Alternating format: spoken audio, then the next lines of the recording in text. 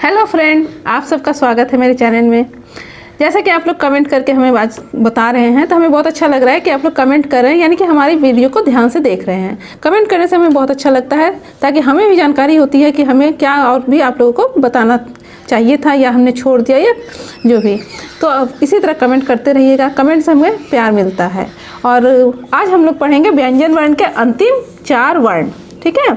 मतलब लास्ट 4 वर्ण जो होता है ये हमने पहले भी बताया था कि हम बताएंगे। अगर आपने सब्सक्राइब कर रखा है तो स्वर वर्ण, व्यंजन वर्ण ये हमारे पिछले वीडियो में जाकर देख लीजिएगा। और अगर नहीं सब्सक्राइब किया है तो प्लीज़ सब्सक्राइब कर दीजिए और पिछले वीडियो में जाकर देख लीजिए कि स्वर वर्ण क्या है, व्यंजन वर्ण क्या है।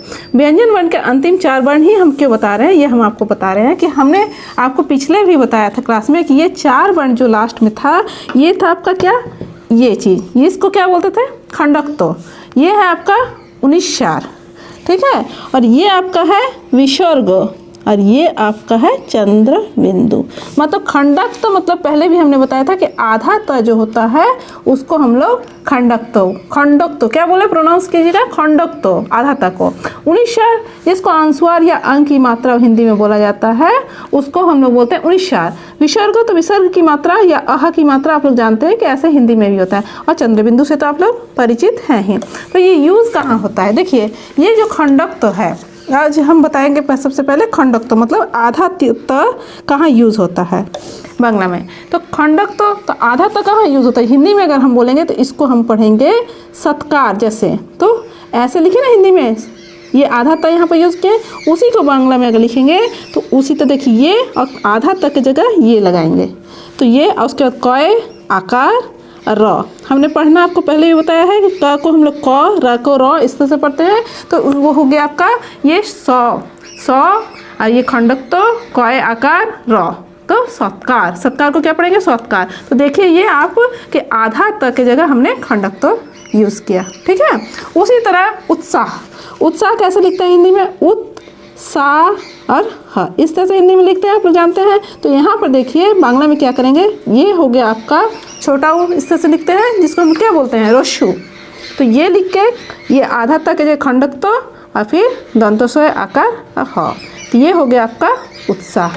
तो यहाँ भी देखिए आधा तक के जगह खंडक तो यूज़ किए, तो आप समझ गए। लेकिन एक चीज़ इसमें और समझाना है, अगर आधा त के बाद यह आए, जैसे कि आप होता है जैसे लिखते हैं सत्य, ठीक है, तो वहाँ पर ये यूज़ नहीं होगा। ये चीज़ आप जरूर याद रखिएगा कि आधा त के बाद यह अगर आएगा तो हम लोग खंडक की यूज़ नहीं करते हैं। तब हम लोग स पूरा त लिखकर, ये हम लोग जफोला बोलते हैं जिसको हमने बाद में फिर डिस्कस करेंगे। तो इस तरह से लिखते हैं, यहाँ पर हमने खंडक तो नहीं डाला। तो यानी कि इस पॉइंट को आप नोट कर लीजिए कि आधा त के बाद यह अगर आता है तो हम लोग खंडक का यूज़ नहीं करते हैं। लेकिन वही चीज़ फिर आप अगर हमको बोले कि वत्स कैसे लिखें, तो वत्स में देखिए त के बाद यह नहीं आया है तो फिर हम वही चीज़ लिखेंगे व खंडक तो और स, ये हो गया वत्स।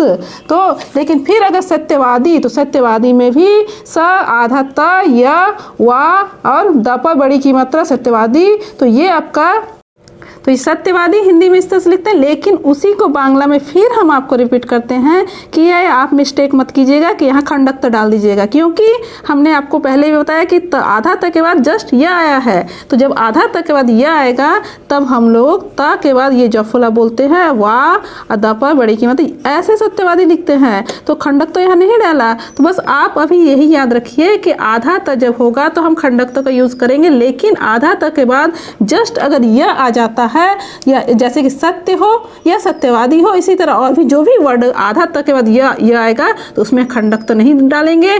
त के बाद जफला, ये जफला जो हम बोल रहे हैं इसकी यूज़ भी हम बाद में आपको बताएंगे। अभी हम खंडक को पढ़ाते हुए ये चीज़ इसलिए बताएं कि हम बोल दिए कि आधा तक के जगह पर खंडक तो यूज़ होता है, तो आप लोग गलती से सत्य लिखने के टाइम में भी वही काम कर देते, लेकिन ये आप नहीं कीजिएगा, ठीक है। तो जैसे कि हमने पहले भी आपको बताया कि सत्कार, उत्साह, इस तरह आधा तक के बाद अगर क आया, स आया या कोई भी चीज़ आया तब आप खंडक का यूज़ कीजिएगा आधा तक की जगह। लेकिन जब आधा तक के बाद यह आ जाएगा तो वहाँ पर आप यूज़ मत कीजिएगा खंडक का, ठीक है। तो हमारे ख्याल से कि खंडक का आपने समझ गए कि खंडक कहाँ यूज़ करेंगे, ठीक है। तो अब हम आगे आते हैं। खंडक के बाद होता है 19 चार।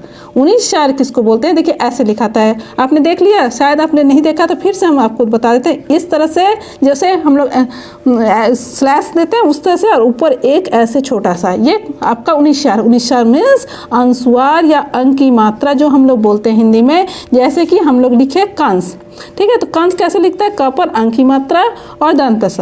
कंस हो गया तो उसी को हम लोग लिखेंगे क, ये अंक की मात्रा जो ऊपर डाला है वो हम लोग यहाँ साइड में ऐसे डाल के, और ये दंत स लिखकर ऐसे। समझ में आया आपको कि कंस कैसे लिखाया। तो उसी तरह और भी अंश, तो अंश भी कैसे लिखेंगे, तो अंग हो गया ऐसे, और तलावश्य ऐसे लिख दिए हिंदी में, ठीक है। तो उसी को बांग्ला में और ये जो मात्रा है इसको हम यहाँ पर ऐसे डालकर ऐसे, सॉरी तलावश्य है ऐसे, ठीक है, ये आप समझ गए। उसी तरह जो भी हो वंश, तो वंश को भी ऐसे और तलावश्य, तो वैसे ही व, और ये अंक की मात्रा की जगह पर ये लिखकर तलावश्य डाल दीजिएगा, ये हो गया आपका वंश। संवाद, तो संवाद कैसे लिखते हैं, स पर अंक की मात्रा, वा द, तो बांग्ला में कैसे लिखेंगे, तो स, यहाँ पर क्या बोले, जहाँ पर अंक की मात्रा रहेगा वहाँ हम लोग इस तरह 19 इसको डाल के और फिर वय आकार और द, संवाद पढ़ेंगे क्या, संवाद, ठीक है। संयोग, तो स पर अंक की मात्रा, या पर ओ की मात्रा और ग, संयोग। संयोग कैसे लिखेंगे, उसी तरह स, और ये आपका आ गया ये अंक की मात्रा की जगह ये 19 और ये य इस पर ऐसे। ये क्यों लिखे हमने, तो ये हमने पिछले वीडियो में आपको बताया है, आप देख लीजिएगा कि ओ की मात्रा के लिए हम इसे और इस साइड से ऐसे देते हैं, और ये हो गया आपका ग, तो संयोग। तो हमको लग रहा है कि आप लोगों को 19 भी समझ में आ गया, यानी कि अंक की मात्रा जो हमने ऊपर अंक की मात्रा डालते हैं उसको साइड में 19 लिखते हुए जाते हैं। तो क्या आपने समझ गए, अगर समझ गए तो ठीक है, नहीं समझे तो प्लीज़ हमें कमेंट कीजिएगा, हम फिर से आपको ये बता देंगे। अब हम आगे क्या पढ़ेंगे, विसर्ग। विसर्ग मीन्स देखिए कैसे लिखा था, विसर्ग सिर्फ ऐसे और ऐसे, ठीक है, जिसको हम लोग हिंदी में आह की मात्रा बोलते हैं, या फिर विसर्ग भी बोला जाता है हिंदी में भी। तो विसर्ग जो है जैसे कि दुख, तो हिंदी में दुख कैसे लिखेंगे, ऐसे दुख होता है हिंदी में, तो उसी तरह बांग्ला में ये सिंपल है, ये कोई ज़्यादा टफ नहीं है, ऐसे कर दीजिए और ये आपका और खा लिख दीजिए बस। तो देखिए एक ही चीज़ लिखे है, यहाँ भी द लिखे है, यहाँ भी हर्षु का छोटा ऊ की मात्रा लिखे है, यहाँ भी द रस्सु, और ये आह की मात्रा हो गया, खा हो गया, ठीक है। तो ये तो कोई ज़्यादा नहीं है। दुखी, तो दुखी भी आप ऐसे लिख सकते हैं, तो उसी तरह बांग्ला में भी सेम चीज़ है, ऐसे लिख कर ऐसे। तो ये इसको हम क्या बोलते हैं, विसर्ग। विसर्ग यानी एकदम सेम चीज़ है आह की मात्रा, इसलिए इसको ज़्यादा आगे नहीं पढ़ाते हुए फिर हम आगे लास्ट है आपका चंद्रबिंदु, ठीक, यानी कि चंद्रबिंदु जिसको हिंदी में भी चंद्रबिंदु बोलते हैं, बांग्ला में इसको प्रोनाउंसिएशन किया जाता है चंद्रबिंदु। तो चंद्रबिंदु कहाँ यूज़ किया जाता है, जैसे कि हिंदी में हम लोग बोलेंगे चांद, ठीक है।